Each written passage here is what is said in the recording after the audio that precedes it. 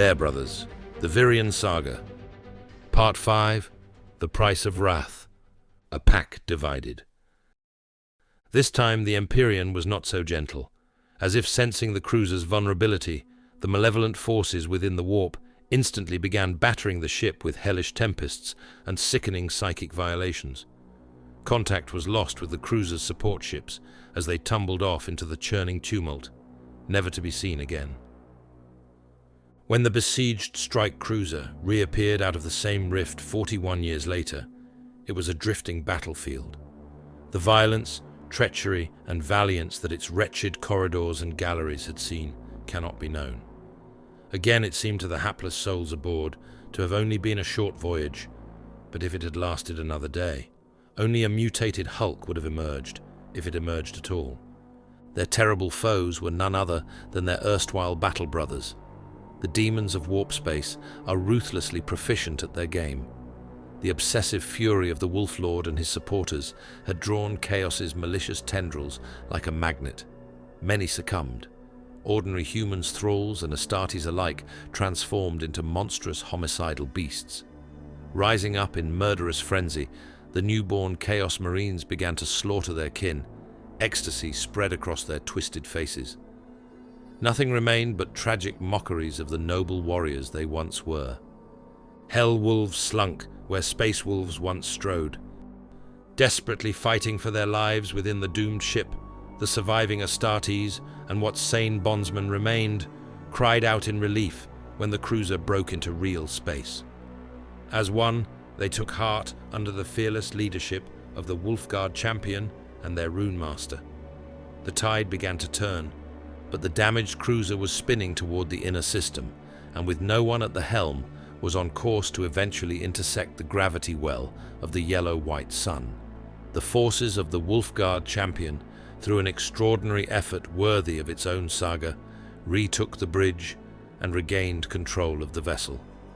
Unfortunately, the cruiser's path had also taken it within range of the slumbering Orc fleet, somehow still in orbital repose around Vireon.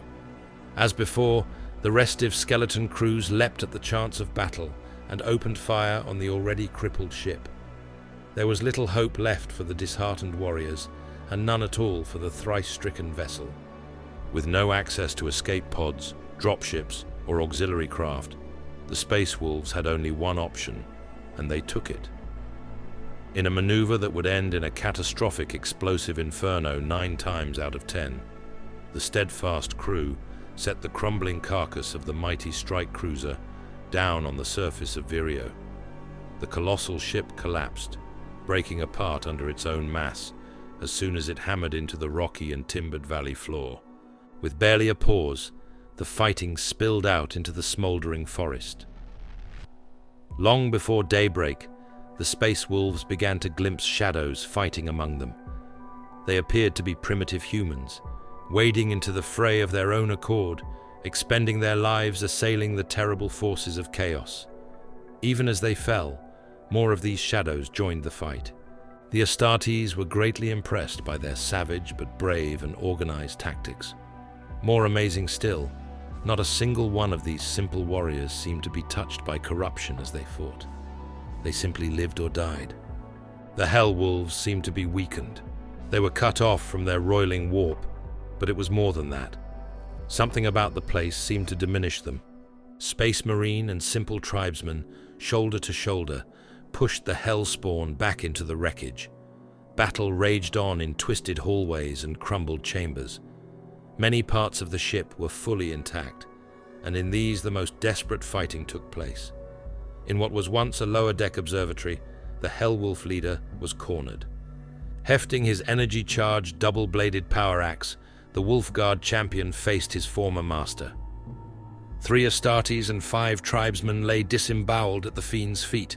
Another tribesman was still dying in its nightmare claw, one arm ripped away and dripping in its nightmare fangs. The thing that used to be the Wolf Lord looked up from his grisly deed. Dropping the arm from his mouth, he bared those fangs in a hideous grin and simply growled, "Come." In another day, the fighting was all over. The Space Wolves and Vireon tribesmen scoured every remaining room and recess. Not a word was said until every trace of chaos had been cleansed.